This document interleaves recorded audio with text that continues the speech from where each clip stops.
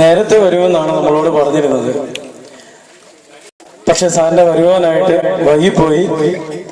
അതുകൊണ്ട് ഞങ്ങൾ cake arrange ചെയ്യാനും വൈകിപ്പോയി. സാറിന്റെ വന്നതിന് ശേഷമാണ് പെട്ടെന്ന് പോയി ഒരെണ്ണം ഒപ്പിച്ചുകൊണ്ട് വന്നത്.